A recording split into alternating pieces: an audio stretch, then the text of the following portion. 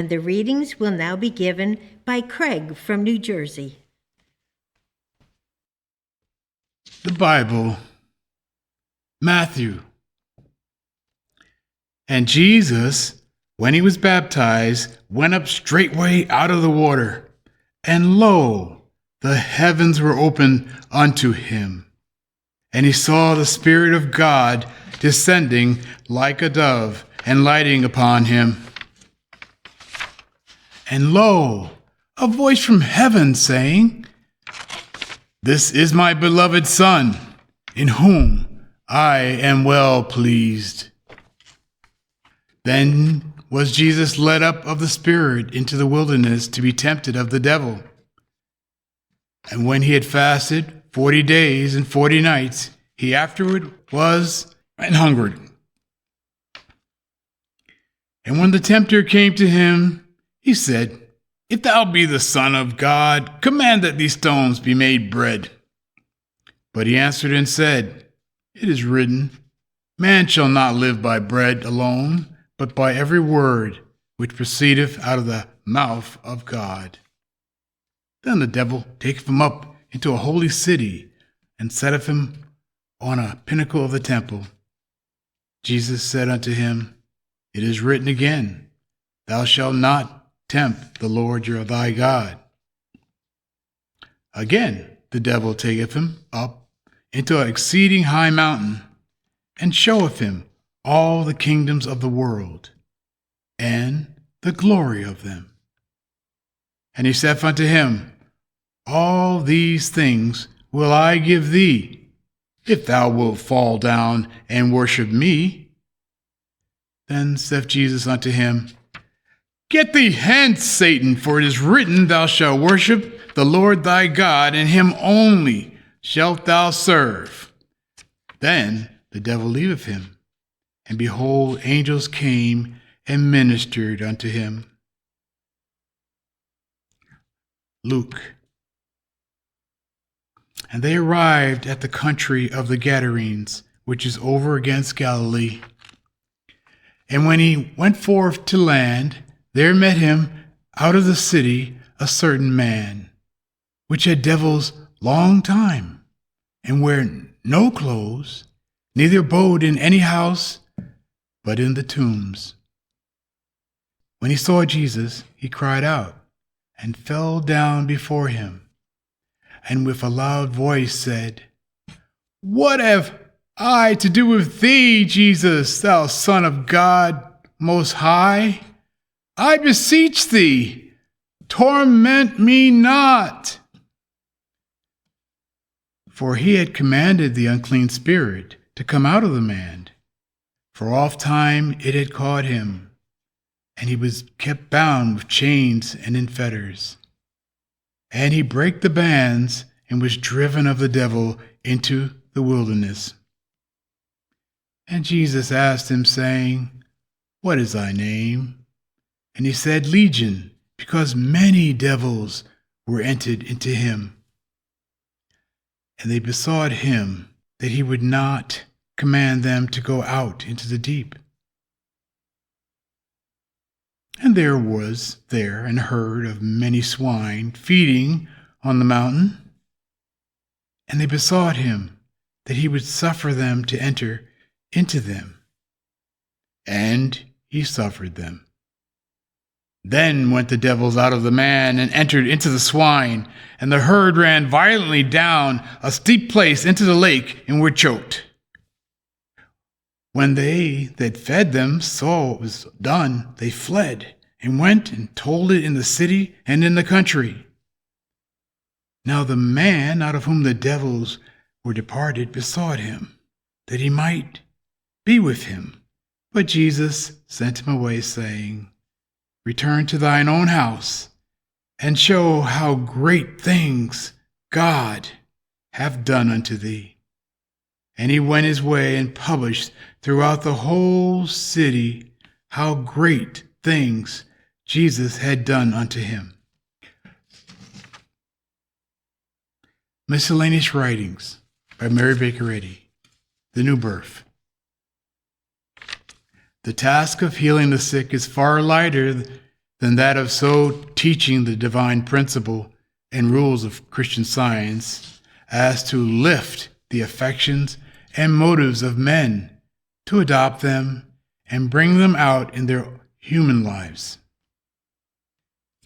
He who has named the name of Christ, who has virtually accepted the claims of truth and love in divine science, is daily departing from evil.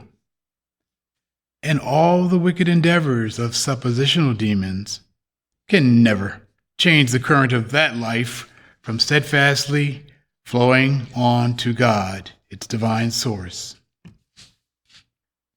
But taking the livery of heaven wherewith to cover iniquity is the most fearful sin that mortals can commit.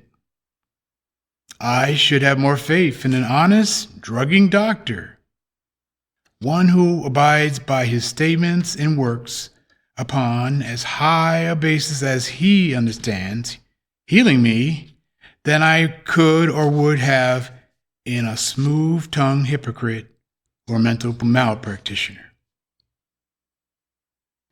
Between the centrifugal and centrifugal mental forces of material and spiritual gravitations, we go into or we go out of materialism or sin, and choose our course and its results.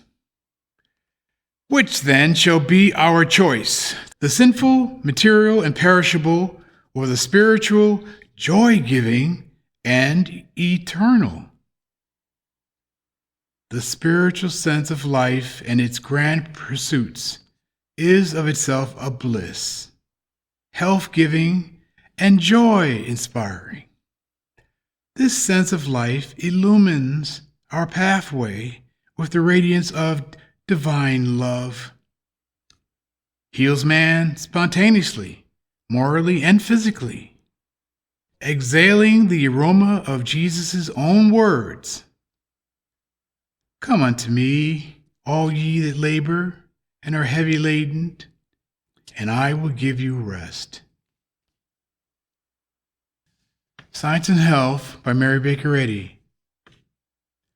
The thunder of Sinai and the Sermon on the Mount are pursuing and will overtake the ages, rebuking in their course all error and proclaiming the kingdom of heaven on earth.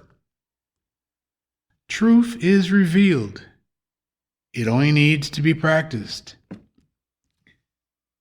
It is recorded that once Jesus asked the name of a disease which moderns would call dementia. At all times and under all circumstances, overcome evil with good. Know thyself, and God will supply the wisdom and occasion for victory over evil. Clad in the panoply of love, human hatred can't reach you. The cement of a higher humanity will unite all interest in the one divinity. Revelation 12. And the serpent cast out of his mouth water as a flood after the woman, that he might cause her to be carried away of the flood. And the earth helped the woman, and the earth opened her mouth and swallowed up the flood which the dragon cast out of his mouth. Through trope and metaphor, the revelator, immortal scribe of spirit and of a true idealism, furnishes the mirror in which mortals may see their own image. In significant figures he depicts the thoughts which he beholds in mortal mind. Thus he rebukes the conceit of sin and foreshadows its doom. With his spiritual strength, he has opened wide the gates of glory and illumined the night of paganism with the sublime grandeur of divine science, outshining sin, sorcery, lust, and hypocrisy. He takes away the mitre and the scepter. He enthrones pure and defiled religion and lifts on high only those who have washed their robes white in obedience and suffering. Think of this, dear reader, for it will lift the sackcloth from your eyes, and you will behold the soft-winged dove descending upon you.